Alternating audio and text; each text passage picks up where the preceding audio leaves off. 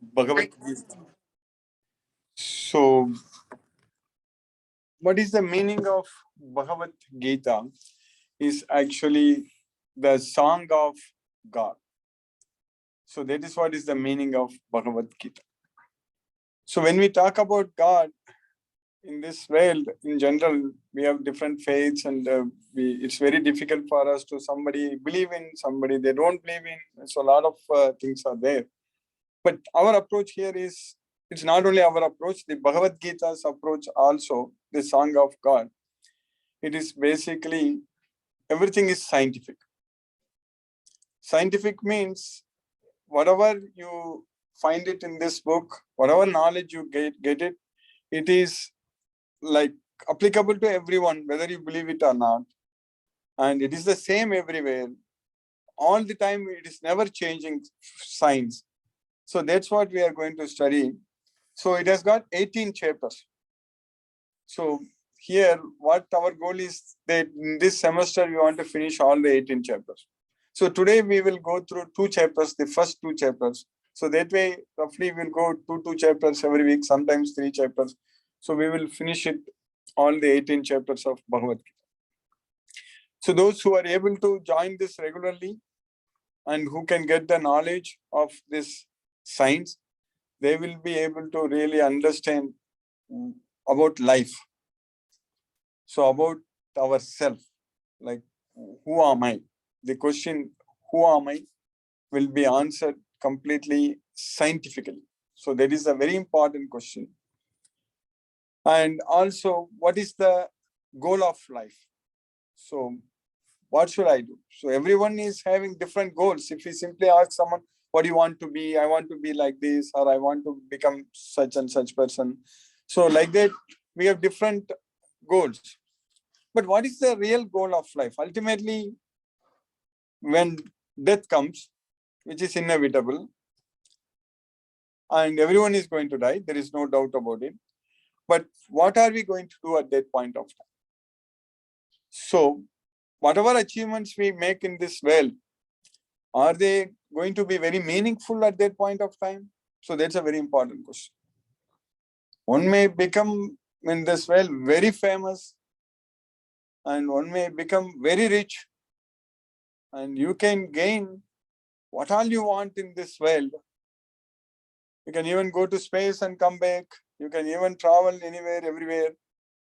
But when we get old, when we die, at that point of time, the question is that all our achievements in this world, everything seems useless.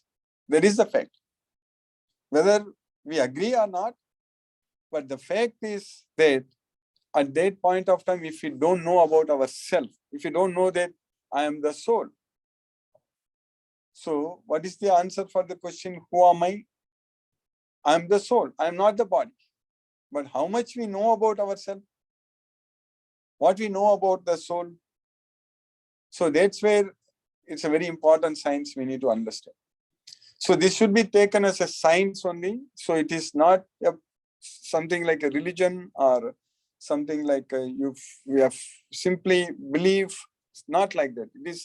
It is a science, and if anybody is having faith on the science, will get, like even when you go to college and study, you have a faith that you are going to earn a degree, and the degree is going to be helpful. So that's why you spend a lot of money, a lot of time and effort, and then you study and work hard. So at the end, we get, for example, even myself, I introduced about myself in the last session, that I got a PhD degree. So, and also master's degree from IIT Bombay and PhD degree from IIT Madras, which is in India. So it's the best institutions in India. So the degree is helpful, definitely. I'm able to work and I'm able to apply all that knowledge and everything. So like that, but all such things I was able to achieve because I had a faith in the beginning that this degree is going to be helpful, and it is helpful. Similarly, if you have a faith on this Bhagavad Gita, so if you are actually, if you believe in this Bhagavad Gita, that's what is the important. Then you are going to achieve. what we are going to achieve here. So in the science, when you have a faith on some college degree, you are going to get some good job. And your life is settled. So you can lead a better life. So, but what are we going to achieve when we have faith on this Bhagavad Gita and understand this Bhagavad Gita? So what are we going to achieve? So that's a very important question here. So we are going to achieve, it's a very important question, correct? So we are at the time of our death. So we know with the knowledge of Bhagavad Gita, our real problems. What are our real problems? We will know, we will understand. Anyone knows what are our real problems? Maybe here or those who are on the Zoom, you can raise your hand if you have some, if you want to answer. Anyone knows what are our real problems? So in Bhagavad Gita, Lord Sri Krishna says is that our real problems is having this body. Because we are the soul. I'm the soul, we are not the body. But why we have to have the body? Because this body goes through birth. So birth is there for the body, not for the soul. The soul is always there. The soul is na jayate mriyate va kadasi. There is neither birth nor death for the soul at any point of time. It is always there, the soul. But the body is, when we celebrate birthday, or it is only for the body. That particular day we are born in this world, so that is for the body, but not for ourself. Ourself is the soul. Similarly, when death comes, so that day we are losing this body, we are leaving this body, the soul is losing this body, the soul is gaining this body. Of course, we start gaining the body within the mother's womb and it gets developed. But when we get delivered in this world, you are able to see the veil. So that is the day, your birthday here. But similarly, the death day, we are just losing this body.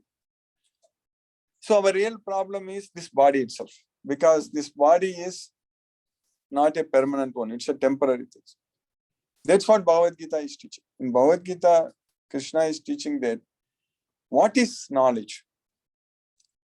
The knowledge is Janma, Mrityu, Jara, Vyadi, Dukkha, Doshanu, Darshana.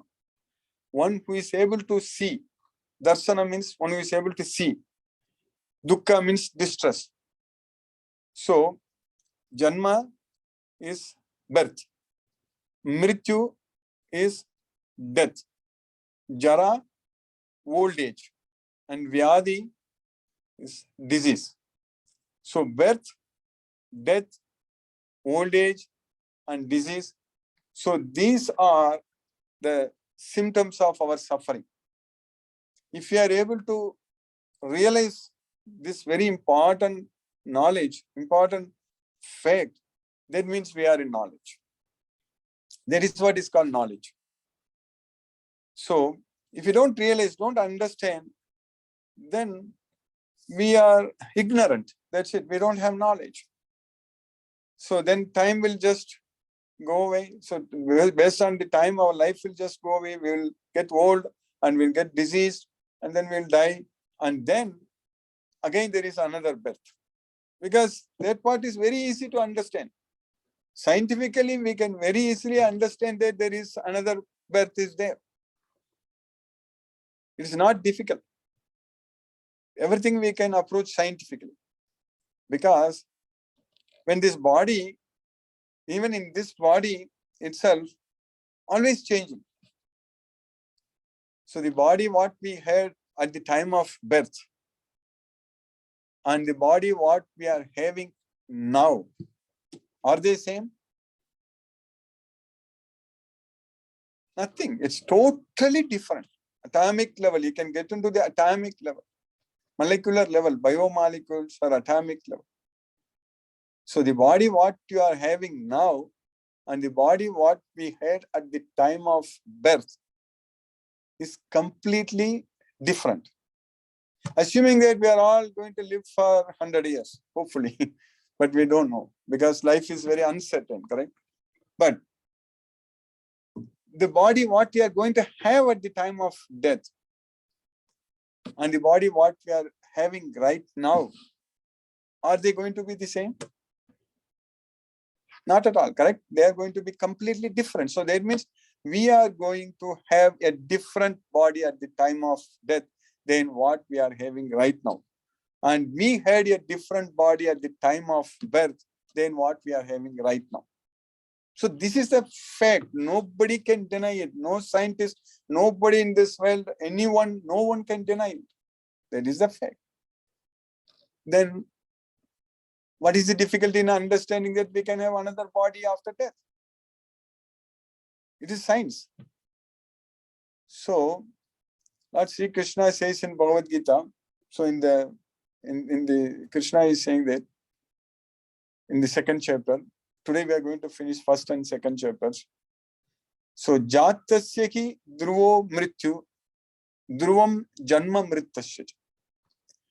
So Jatasya ki dhruvo mrityu means when a person is born, is due to die. So that means when our body is born, is due to die, our body. Similarly, Jatasya ki dhruvo mrityu, dhruvam janma mritasya means similarly after death, birth is also certain. We know that after birth, death is certain. Similarly, after death, birth is also certain. So there is a rebirth. It is science. It's proven. In this life itself, we have taken birth many times. We have taken bodies many times. Only we are celebrating the day we are born. That body is already died. In fact, the death day for their body is already gone. Whatever the time of birth, whatever body we had. So there is the science we need to understand. So that's what Bhagavad Gita is teaching, that even though the body what we had at the time of birth, or the body what we are having right now, or the body what we are going to have at the time of death, they are totally different. But the feeling of ourself, or our relationship with our parents, or our other relationships, siblings, it's always the same. So mother is always saying that he is my son, my daughter, and we also feel that way only, correct? Even the body has changed. Even the mother's body also changed. At the time of birth, whatever body we got, or whatever body mother had, it's totally different. They are both, we also changed body, mother also changed the body, everybody's changed the bodies. But still we think that that person that is the same. So that is what is the soul, something which is not changing at all throughout the life, and something which is changing. So that body is changing and the soul is not changing. So that's what is the soul. So that's why in one sloka in the second chapter, Krishna says that Nasato vidyate bhavo, na bhavo vidyate sataka. So asataka means the one which is not real, asataka. So that is the body. We think that it is real in the sense which is not permanent. So which is always changing. The one which is not permanent is always changing. And then na abhavu vidyate sataka means the one which is permanent is never changing. The one which is not permanent is always changing. The one which is permanent is never changing. So that's what we need to understand, that we are not the body, we are the soul. So as a science, we understand. So now the question is that how much time we are spending, or how much effort we are putting to take care of ourselves. If we just ask this plain question, how much knowledge we have about ourselves, and how much time or effort we need to put ourselves? It's zero, correct? Without this knowledge, we are not putting any effort. So if we have this knowledge, then we know that we are not the body, we are the soul. Then we can take care of ourselves very well. So what does it mean that taking care of ourselves? Not getting another material body. So if you remember in the beginning, I mentioned that our real problems are having this body, because this body is a temporary thing which changes. So nobody wants to die, nobody wants to get old, nobody wants to get diseased, but that's going to happen. Eventually our body is going to, it goes through 6 changes. It comes into existence, and then it grows, and stays for some time, and then it produces some byproducts, and then it dwindles and then vanishes. So these are all the 6 changes which is happening to the body. So able to live each and every moment in our life with the knowledge that we are the soul, we are not the body. So that means we are living, we are actually taking care of ourselves. The moment we forget this fact, we think that we are this body, we are just wasting our time. We are not taking care of ourselves. So based on Bhagavad Gita, there is a world where life is permanent, no more death. This is called Mrityu Loka, and that world is called Amrityu Loka. So Amrityu means it is no death. Mrityu means it is death. So that's what we understand from Bhagavad Gita. So when we got a body which is made up of matter, earth, water, fire, air, all these things, which are always changing. It's all only bondings, correct? It's all different bonds. So we know that in the chemistry you study a lot of bonds. So covalent bond and ionic bond, all kinds of bonds, correct? So that's what is happening in our body, the proteins, the biomolecules, the fat, carbohydrates, everything, they're all bonded, all kinds of bonds. So that way, we definitely as a soul, because we are permanent, we don't want to be stuck inside this body. So that is what is our conditioned life. Our life is conditioned. So Arjuna's situation in the battlefield here, the first chapter, what we are studying, observing the armies on the battlefield of Kurukshetra. So Arjuna, here we need to understand in this chapter, what was his situation. So we need to know that this was a world war at that time. So this is World War Zero. So it happened 5,000 years ago. So at that point of time, so there were like Pandavas on one side and Kauravas on the other side. So they are fighting for the property because Duryodhana cheated the Pandavas, and he took all their kingdom, and so that's why the Pandavas were fighting. And Lord Sri Krishna was just riding Arjuna's chariot. So both Arjuna and Krishna are cousins, and they are very close friends from childhood, and so that's what is happening. So the war was about to start.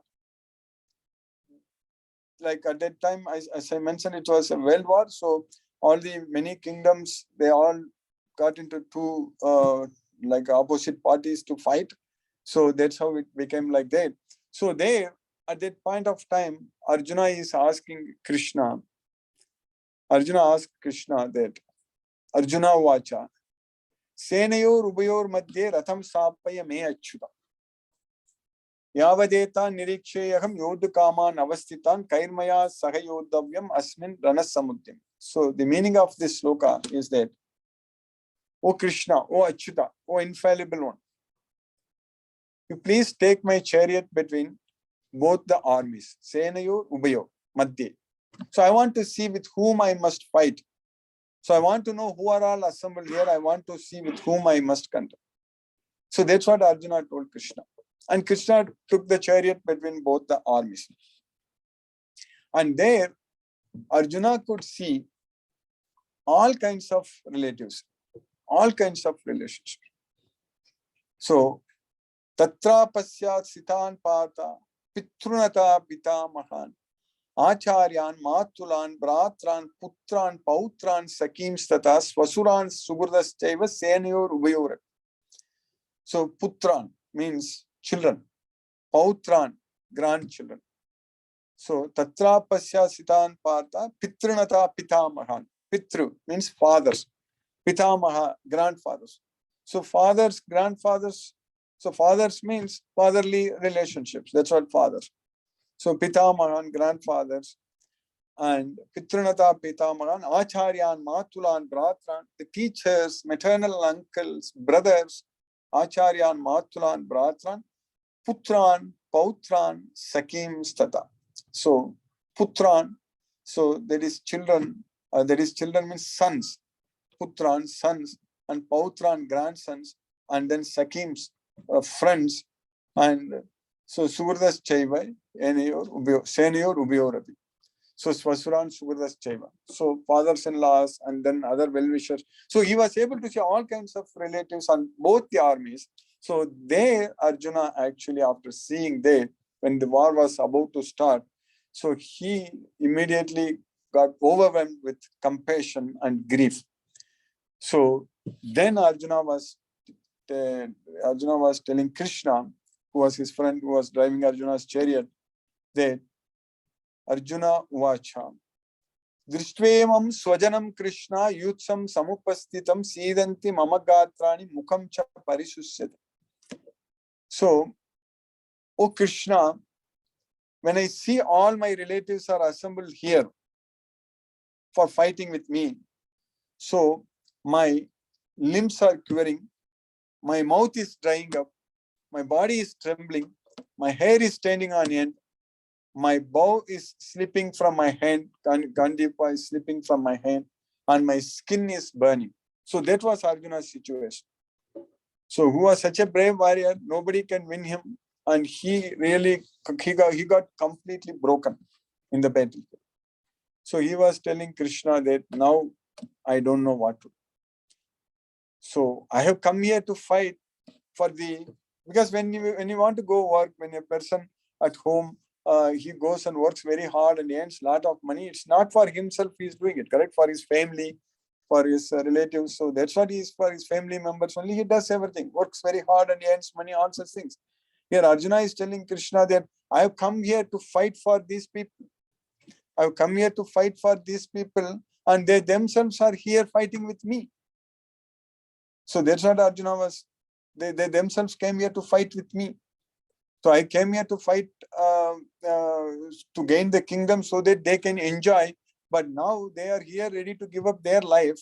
So in this kind of situation, I don't want to fight. I don't desire any victory. I don't need this kingdom. I don't need anything. So that's what Arjuna was telling Krishna in the battlefield. So that was Arjuna's situation in the battlefield. We understand now Arjuna's situation, what happened to Arjuna in the battlefield. So now he was telling Krishna that Nakankshe Vijayam Krishna Nacharajam Sukanicha. I don't desire any victory. I don't need this kingdom. I don't need anything. Like that, Arjuna was telling Krishna. I can't fight with my teacher, who taught me how to fight. So that is Dronacharya. I can't fight and kill my grandfather, Bhishma. So who has taken care of me so nicely. So they are all worthy of my worship. So how can I shoot arrows at them? That was Arjuna's question. Katham Bhishma Maham Sanke Dronam Cha Madhusudana Isubigi Pratiyotsyami Pujarga Varisudana. How can I counterattack them with arrows? They are all worthy of my worship. I don't want to fight. So that's what Arjuna's situation here in the middle of the battlefield. And he told Krishna again the reasons for not fighting, because he said that if I fight here, then I will destroy the family tradition, the righteousness in the society. If I fight here, many soldiers will get killed, and their wives and their family will not have anyone to protect them. So then they get polluted. Then there will be unwanted children, unwanted population. They will create hell for this world. So Sankara Narakayaiva Kulajnanam Kulasyacha. So all such things Arjuna was giving various reasons to Krishna that why he didn't want to fight. And also, if I fight here, if I kill all these things, all these relatives, then I will permanently go and live in hell. So Utsanna Kula Dharmana Manushyanam Janardana Narake Niyatam Vasa. Naraka means hell. So Niyatam Vasa means always living there. So I will be dwelling in hell all the time. I will go to hell. So that's what he told Krishna. So after saying all those things, Arjuna told at the end to Krishna that let me throw away all the arms and go and stand unarmed, and let the sons of Dhritarashtra come and kill me with all kinds of weapons. That is good for me instead of fighting here. That was Arjuna's situation. Yadimam apratiharam asastram sastra panayaga Dardharashtan Ranekanyugu Tanme Kshemattaram Pavet. So that is good for me. Tanme Kshemattaram Pavet. So now we understand the first chapter, observing armies on the battlefield of Kurukshetra. So Arjuna's situation was so much worrisome. So he was completely broken and he didn't know what to do. And in the last sloka, last verse in this chapter, that is the verse number 46. So that is the last verse where Sanjaya is telling Dhritarashtra. That's how it starts. The very first sloka, actually, Sanjaya Vacha. So Sanjaya is the one, there is Dhritarashtra Vacha. So Dhritarashtra is the one, he's asking, inquiring Sanjaya, after my sons and the sons of Pandu assembled in the place of pilgrimage known as Kurukshetra, desiring to fight, what did they do? So that's what Sanjaya asked. Dhritarashtra asked. So Dhritarashtra is asking that, O Sanjaya, after my sons and the sons of Pandu assembled in the place of pilgrimage at Kurukshetra, desiring to fight, what did they do? So who is Dhritarashtra? Who is Sanjaya? So Dhritarashtra is the father of the Kauravas, like Duryodhana and his totally 100 sons. So that's what Kauravas. So Dhritarashtra. And Pandava, who is Pandu? Dhritarashtra's brother. His brother is Pandu, and he was no more at that time. So his children only, his sons only Pandavas, the 5 of them. So that's what Pandavas. So what Dhritarashtra is inquiring from Sanjaya. Sanjaya is inside the palace. At that time itself, they had all this mobile technology actually. We are thinking at that time, even few, I remember because like before we invented all these internet, websites, smartphones, all those things. Like when I started Bhagavad Gita 30 years ago, at that time there was no internet at all. So nothing. It was exact. If you go back 30 years ago.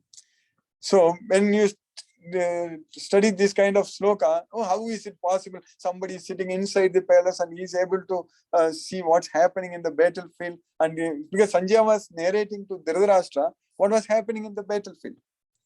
Because Vyasa, who wrote this Mahabharata, this Bhagavad Gita is a part of Mahabharata. Mahabharata has got 100,000 verses and Bhagavad Gita has got 700 verses. So it's a part of this Mahabharata. So it's 0.7% of Mahabharata. So that's what is it's on, yeah. So that way, this Sanjaya got the mercy boon from Vyasadeva that he can actually listen what's happening in the battlefield. He can see, he can hear what is happening in the battlefield. So Dhritarashtra is blind by birth. So that's why Dhritarashtra cannot participate in that fight, in that battle. And he was just asking, inquiring Sanjaya what is happening there, because he was very curious to know what is going to happen to his children, because Krishna is there with Arjuna. So even though Krishna is not fighting, but what we study in the last sloka of Bhagavad Gita, Sanjaya says that 18th chapter, 78th sloka verse, the last verse, wherever there is Krishna, the master of all mystics, wherever there is Arjuna, the supreme archer, certainly there is extraordinary opulence, victory, morality, all such things. So yatra yogeshwara Krishna, yatra pato dhanutara, tatra sri vijayo bhutir, dhruvo nitir matir mama. That's what he said. So here he's inquiring from Sanjaya what is happening in the battlefield. So after my sons and the sons of Pandu assembled in the place of pilgrimage at Kurukshetra, desiring to fight, what did they do? So that's what he is asking. So now Sanjaya is saying all these things, whatever Arjuna told. At the end, Sanjaya tells to Dhritarashtra that in the sloka number 46, so Sanjaya Uvacha Yeva Muktva Arjuna Sankhe Ratopasta Upavisat Visirjya Sasaram Chapam Sokasam Vignamanasah. So after saying this, so Sanjaya, Eva Muktva Arjuna Sankhe. So in that battlefield, Arjuna, he left his bow and arrows aside, and he sat down on the chariot with full of grief. So that's why Sanjaya said, Arjuna, having thus spoken on the battlefield, cast aside his bow and arrows and sat down on the chariot, his mind overwhelmed with grief. So this was Arjuna's situation in the battle. So now we understand the first chapter, correct? The overall summary of the first chapter, that is observing armies in the battlefield. Because Arjuna observed armies in the battlefield, and he saw all kinds of relatives there, and he got overwhelmed with grief and compassion. And then Arjuna was telling Krishna that why we have come here to fight? Just we have come here to commit great sins, just because we wanted this kingdom. I wanted to enjoy this kingdom. So what kind of enjoyment I'm going to have? So ahobata mahat papam kartum vyavasitavayam. So we have come here to commit great sins. So I don't want to fight here anymore. So that's what in the second chapter, Arjuna tells Krishna that, oh Krishna, I don't want to fight here. Because Krishna is Arjuna's friend. And he is telling that, Govinda, I shall not fight. Krishna's another name is Govinda. Krishna has got many nice names. So here he says that, Nayotsya iti Govinda. Oh Govinda, I shall not fight. So that's what he told. Now, this entire Bhagavad Gita is a solution given by Krishna to Arjuna, because now we understand Arjuna's problem in the battle. Correct? We know very well now. We know very well Arjuna, because Arjuna was telling Krishna that I don't know whether to win or to lose. Then how can I fight? Na chaitad vidmaka kataranno gariyo yadva jayema yadivana jayeyu yaneva katva najiji visamaga teyavasita pramukhe dadarashtan. So I don't know what is good for me. I don't know what is better for me. Winning is good for me or losing is good for me. So that way, how am I going to fight? How can I fight? And if I kill the sons of Dhritarashtra, who are his cousins, who are on the other side, if I kill them, then I don't care to live. So that way, now I'm completely confused. So I'm utterly confused. I don't know what is right and what is wrong. My senses are drying up due to this intense grief.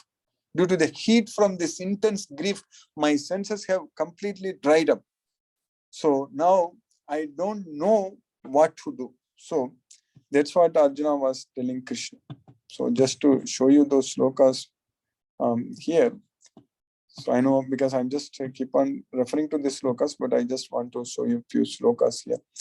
So Arjuna was telling Krishna that, even he said that it will be better to live like a beggar. Guruna gatvahi mahanubhavan shreyo bhoktam paiksham api kaloke hatvarta kamamstu guru nikaiva bunjiya bhogan rutira pradigdan. It would be better to live in this world by begging than to live at the cost of the lives of great souls who are my teachers. So that's what Arjuna is saying there. So he didn't want to kill them. So then he's saying that, I don't find nahi prapasyami mama panutyat yachokam uchoshanam indriyanam amapya bhumam asapatnam riddham rajyam suranam apichadipat. So I don't see any means, nahi prapasyami, I don't see any other means to drive away this grief. So I can find no means to drive away this grief which is drying up my senses. That's what Chokam Uchoshnam. Uchoshnam means the intense heat. The intense heat is drying up all my senses. So now I will not be able to dispel it even if I win a prosperous, unrivaled kingdom on earth with sovereignty like the demigods in heaven. So that's what Arjuna told. So in this situation, so Arjuna in the next sloka, in the sloka number 9, in the second chapter, he told, Sanjaya is telling that, Sanjaya Vacha, Eva Mukva Rishikesam Buddha Kesaka Parantapaga Nayotsya iti Govindam Uktva Tushni Babura. What is the meaning of Nayotsya iti Govindam? Govinda, I shall not fight. So that was Arjuna's decision. So now we understand Arjuna's problem in the battlefield. Very difficult. Do we think that we are all really great? We will all, our life also goes very smooth every day in this world? No. Because this material world, Krishna is referring to this material world as a place for miseries. It's a temporary, miserable place. It is Dukkalayam Asaswadam. That's what this world, material world is defined. Whereas spiritual world, we realize now, we understand scientifically that we are not the body, we are the soul. but the soul should be in a place where it is permanently blissful. So that way, here now Krishna is teaching this knowledge to Arjuna. Now he is asking Krishna. Before that, another shloka which I want to refer, that is in this 7th shloka in the 2nd chapter, Arjuna told Krishna that now karpanya doso upakata swabhava prichami tvam dharma sammuta cheta yashreyasya nishchitam bruvi tanme sisyasteyagam sadimam tvam prapanam. So he was saying that now I'm completely confused about my duty. I don't know what to do. So in this condition, I'm asking you to tell me for certain what is good for me. I am your disciple, your soul surrendered unto you. You please instruct me. Sadimam tvam prapannam. So that's what Arjuna is. Sisyasteyagam sadimam tvam prapannam. Now the relationship between Arjuna and Krishna changed. Arjuna is submitting himself to Krishna, and asking him to tell him what is good for him, what he should do.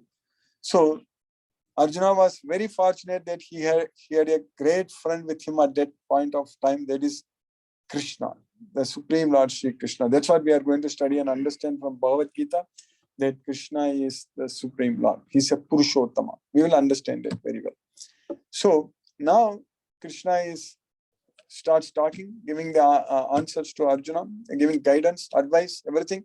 So what the very first sloka, what did Krishna tell Arjuna? He was telling Arjuna that you are speaking like a learned person, but you are mourning for what is not worthy of grief. We understood Arjuna's situation very well in the battlefield, correct? So he was forced to kill his own teacher who taught him how to shoot arrows. Now he has to shoot arrows at his own teacher. And he has to kill his grandfather, and he has to kill all his cousins, and a lot of other people, everybody whom he knows for so long, everybody is there on the battle. He has to fight with them and kill them. And now Krishna is telling Arjuna that you are mourning for what is not worthy of grief. So what is the contradiction here? We need to understand that very well. So Krishna is saying that I can find, when Arjuna says that, okay, I think we need to go to the 10th sloka.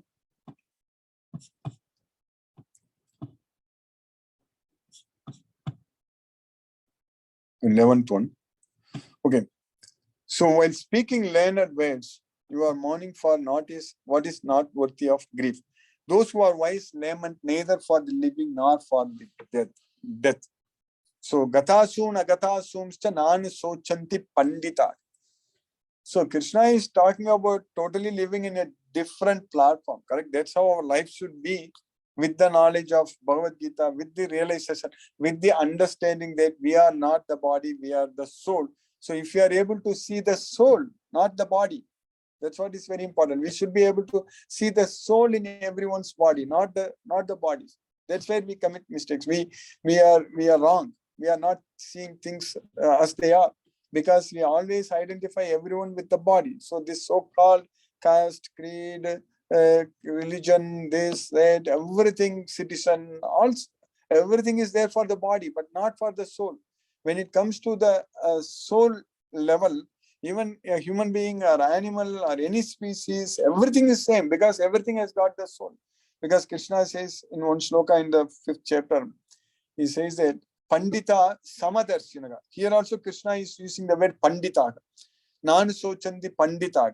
Nanu Sochandi Pandita means a wise man neither laments. He laments neither for the living nor for the dead. Why? Because a wise man sees everyone equally. A Pandita Samadarshinaga. So Vidya Vinaya Sampanne Brahmane Gabihastini Sunichaiva Swapakecha Pandita Samadarshinaga.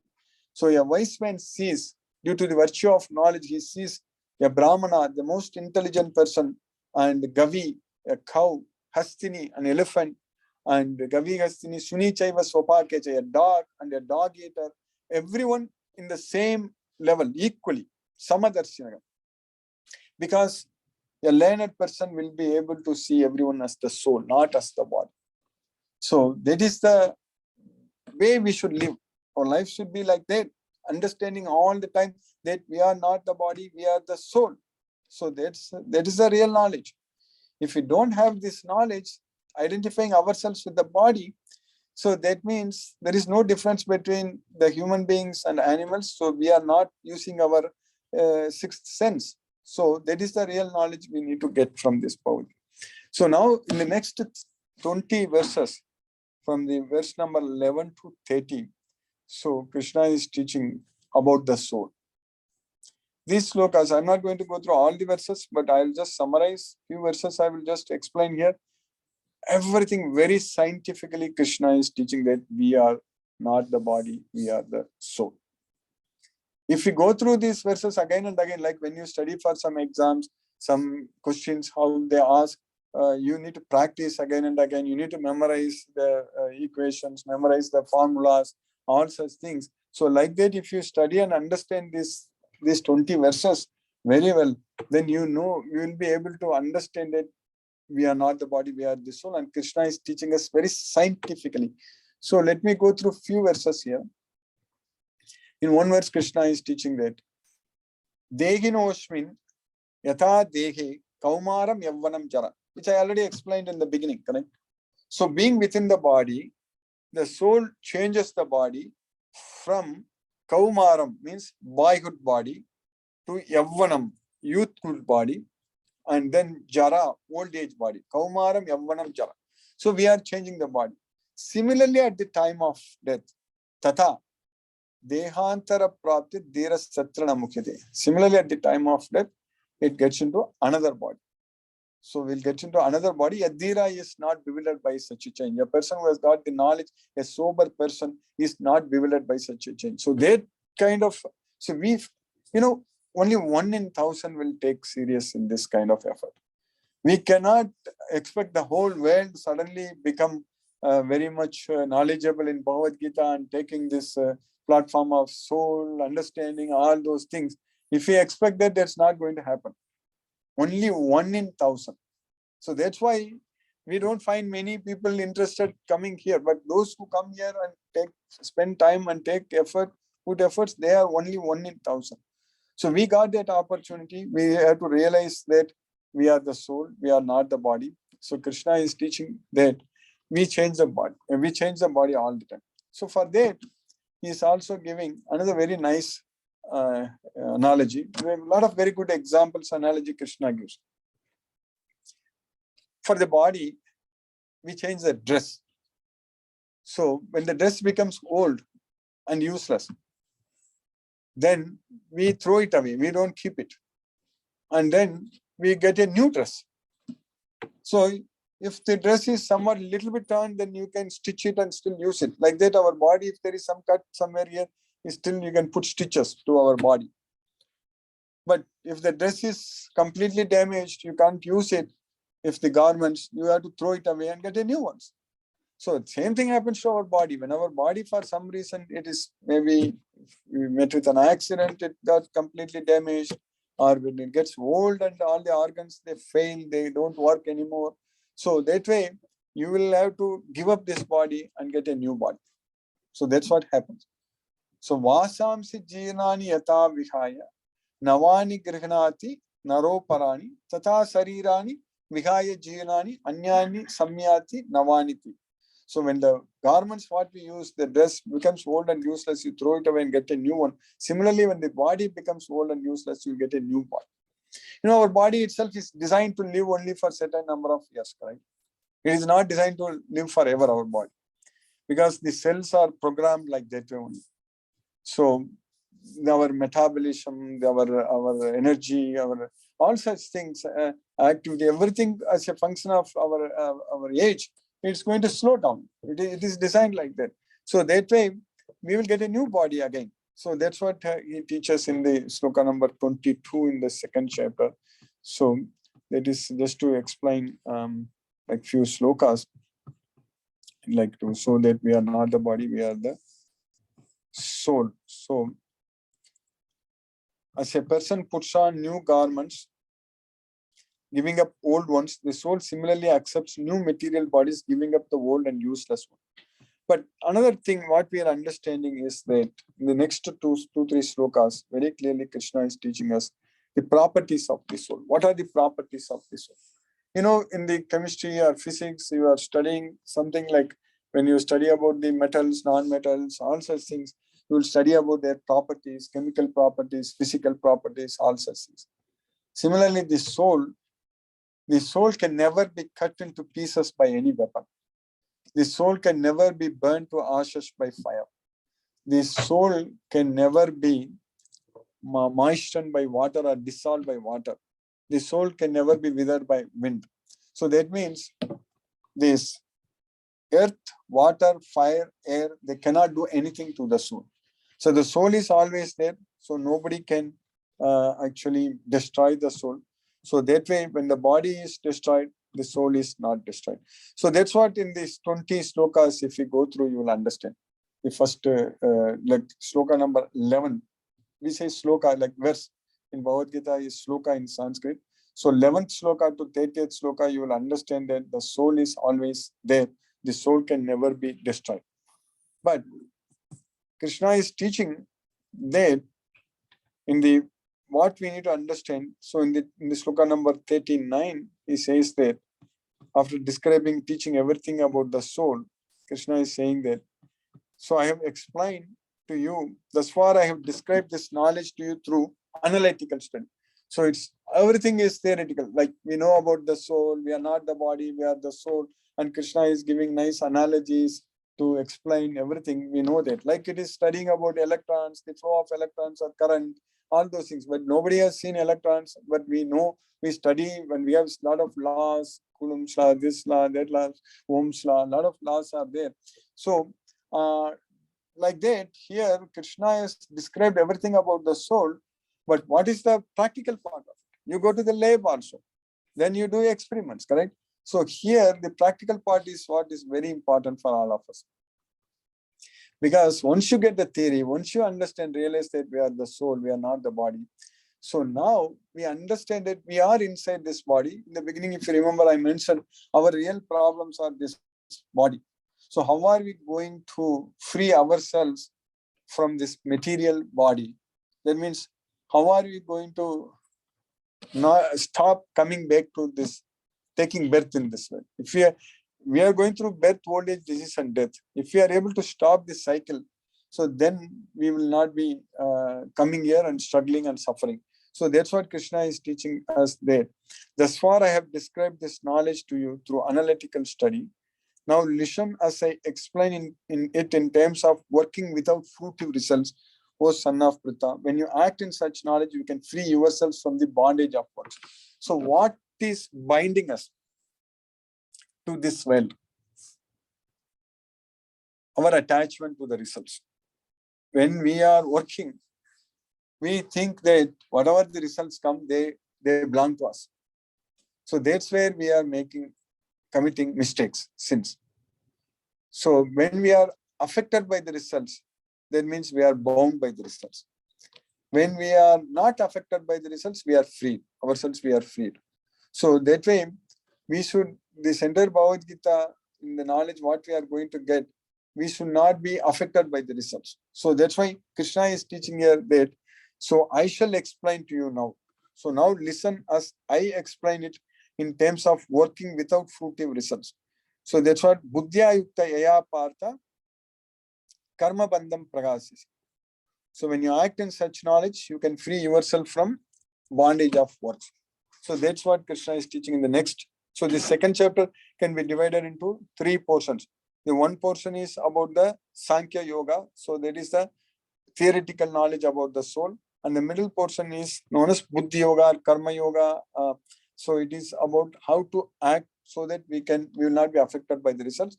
And the third portion is that what are the symptoms of a person who is acting like that, who has achieved that steady intelligence.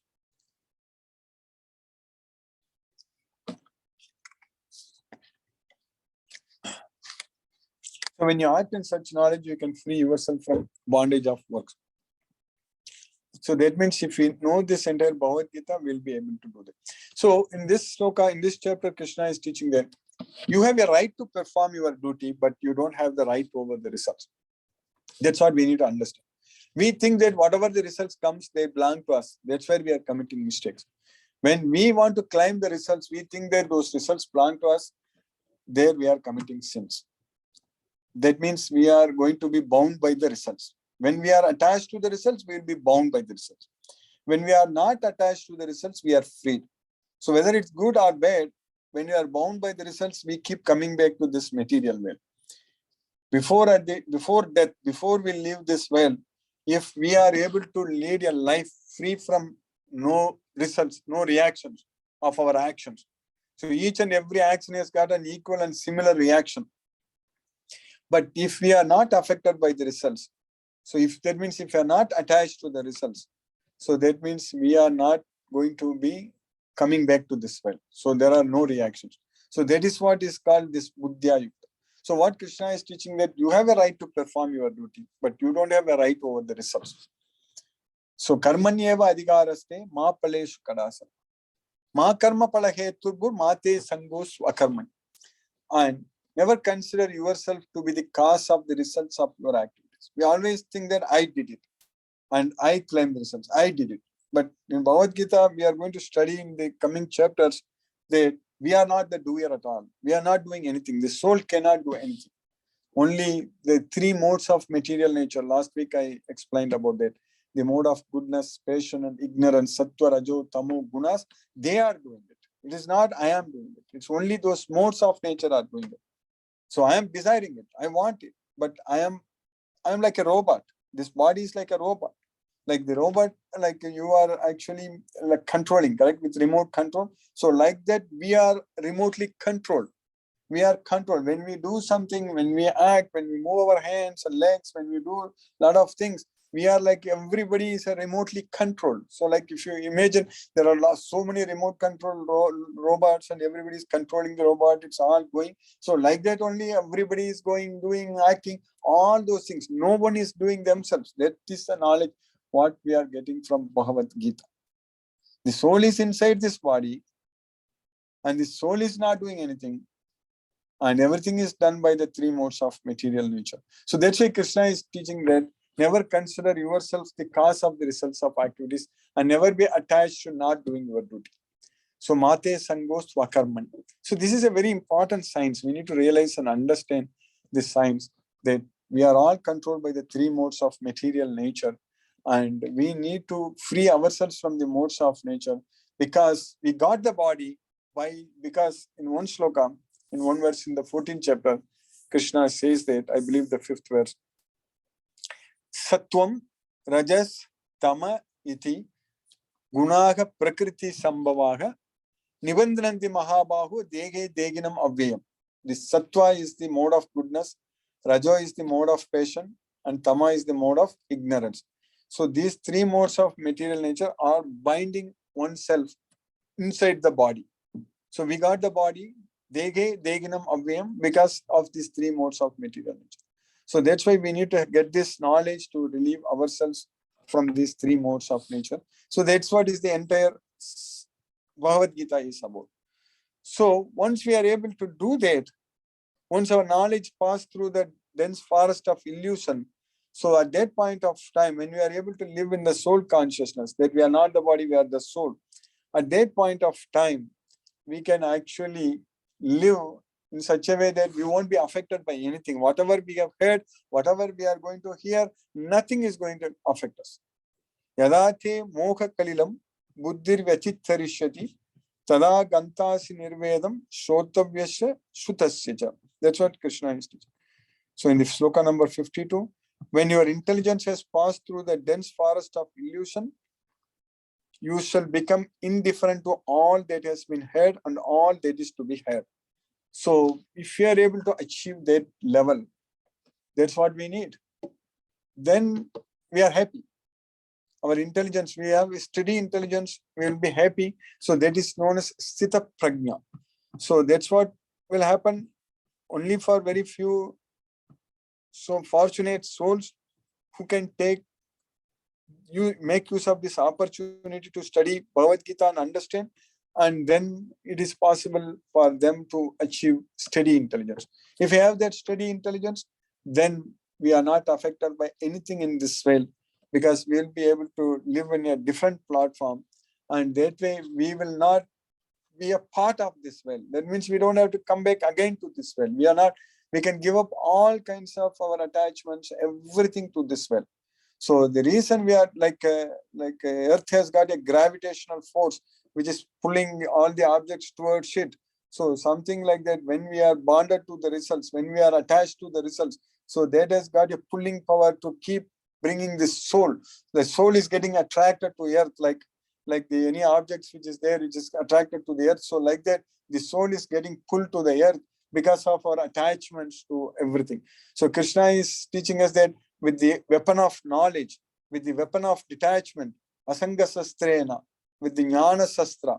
So with the weapon of knowledge, with the weapon of detachment, we should cut all those attachments. So then we will not come back to this earth. So what does that mean? That means we have to give up everything what we are doing. Don't go to class, don't study, don't go to work. Not like that. So because Arjuna said that I'm not going to fight. But Krishna was asking Arjuna to fight. But do your duty, but don't think that the results belong to you. That's the main. So that means then what is the motivation to work? What is the inspiration? Here, when you want to work something, you want the results. That's why you are working. Everyone, everywhere is results oriented, correct? The first thing is itself results oriented. That's why we work. What am I going to get it by doing this? That's what our main question. So here, we can also be results oriented. And what results we want? We want no bondage to this birth, death, old age, disease. That is the result what we want, correct? So if we want that result, we don't want to come back to take a temporary material body again. And again, another human body itself is not guaranteed. What if we get another animal body, this, that? There is nothing is guaranteed. And even getting a human body also, again going through this, then we have to start from studies again and do everything. Imagine going and getting this kind of studies every time, every life. And every time we are writing competitive exams and all those things and getting it is we can bring a stop to all these things, correct? Even for working, suffering, struggling, all those things, everything is that attachment to the results, that attachment to everything what we have. So that doesn't mean that we have to stop working. We can work. Even I myself, I got this knowledge 30 years ago. Even now I'm working, doing everything. But there is something which is driving the motivation, inspiration is coming because Arjuna got such thing from Krishna with the knowledge of Bhagavad Gita. He realized, he understood that he just have to please Krishna. He just have to do what Krishna wants. So like that, if we just do what Krishna wants based on this Bhagavad Gita, so without any attachment to the results, but with attachment to God, so then our life will be very, very meaningful. So that's what in the last portion, Arjuna is asking the question to Krishna that in the 54th sloka, what are the symptoms of one whose consciousness is thus merged in transcendence? How does he speak and what is his language? How does he sit and how does he walk? Sthita prajnasya kabasha samadhistasya kesava sthitadi kim prabhaseta kim masita vrajeta kim. So for that, in the next 18 verses, Krishna is answering. So all the answers are excellent answers Krishna is giving. So I really want to spend more time, but we are running out of time. But I will just quickly, in a couple of slokas, I will explain. One thing is that Krishna is telling Arjuna very clearly that the reason for our attachment, the reason for our suffering is actually our mind. When our mind is thinking about the sense objects, we develop attachment. And from such attachment, then kama, desire develops, desire to enjoy. Then from such desire, kama, then krodha, anger develops. From anger, then illusion. So delusion. So when from delusion, memory is bewildered. When memory is bewildered, intelligence is lost. When intelligence is lost, we are suffering in this material world. So that's what dhyayato visayantum saga sangaste supajayate sangat sanjayate kamaga kamat krodo vijayate krodhat bhavati sammogaga sammoghat smriti vibhramaga smriti bramsat buddhinaso buddhinasat pranasati. Everything starts in our mind. So the entire 6th chapter is about how to control the mind, dhyana yoga, when we study 6th chapter. So that's what we are understanding from this Bhagavad Gita. It's all full of science. And we are going to get too much into science now, like about our mind, the senses, body, intelligence, and the relationship between them, and how to control our senses, how to control mind, and how to gain intelligence. And so all these things are a part of our future chapters, which we are going to study at length. So that way, I will touch base like the last portion of the second chapter. Next week when we start, we can quickly cover some more verses, and then we will start with the third chapter. And I think we finished first and second chapter now. And maybe if any questions are there, maybe those who are on Zoom first, if they want to talk. Oh yeah, open up the chat. Okay, so you said something. Audio is. Okay, last week. Oh yes, we can. Okay, audio is okay. We can see now. The audio is much better. Okay, thank you. So I see a couple of them are in the Zoom. Okay, so if anyone has got any questions, maybe those who are on Zoom, if you can unmute yourselves also, it's fine. If you have any questions, maybe first we can check those who are in the Zoom. I think I'm unmuting them. So we have two of them on the Zoom. Kerry, Miss Kerry and Shrey, you are able to talk? Are you able to? So you said today audio was fine with you, correct? Yes, the audio was much better today. Thank you. Thank you. Thank you. So yeah, everything is clear today. Whatever I explained to you, you could understand everything today? Well, one of the curiosities I have is it sounds like most of the motivation is to avoid the negatives of the physical world, but you haven't spoken of any of the benefits of the physical world. That is correct. That is correct. You see, we are going to come to the next chapters when we study. So today, yeah, you are right. You are right. The negatives, what I explained, because everything is temporary in nature, but there are definitely, like if you are able to use this knowledge fully and understand, so then this physical world can be actually used as a platform to actually do a lot of good things also, righteous things. So that's going to come in the coming verses, yeah, coming chapters. So, thank you. Thank you. And I see another person, Shreya Radheshyam. So if you are able to unmute.